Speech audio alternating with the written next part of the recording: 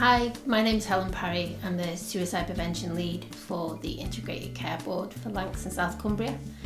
I'd like to thank you for taking the time to do the suicide prevention training today. I'd also like to offer you the opportunity to take up the Orange Button Community Scheme.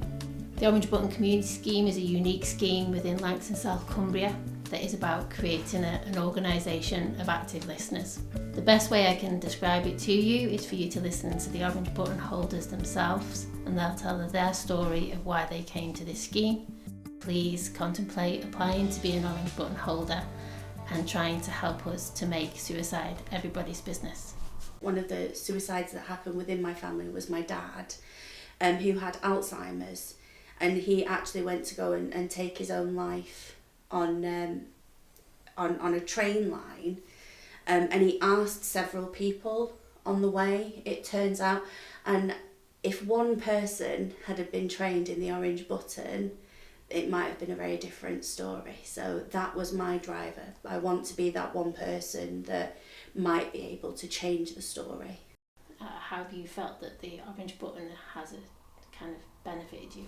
It's that fear of, do you mention it, or you've asked somebody how they are and you can see they're not so good, but do you push a little bit further, and then you feel apprehensive that you might be treading on their toes or getting them to talk about something they don't want to. That was how I felt anyway before I did the training, but afterwards it was very much like, right, I feel confident and empowered now. I know what to say, and I would feel confident in talking about it with somebody. The most important skills that I learned from the Orange Button training were making sure that they have the headspace to be able to tell you how they're feeling and make sure that you don't lead that conversation too much. Also understanding what you are and aren't responsible for as well, because I think that's really important, and people can put a lot of pressure on themselves. So it was what to do when faced with that situation, but also how you should deal with that, and also how you should look after yourself. It's a skill set that is exceptionally important, and I'm pleased that I've kind of taken that journey myself.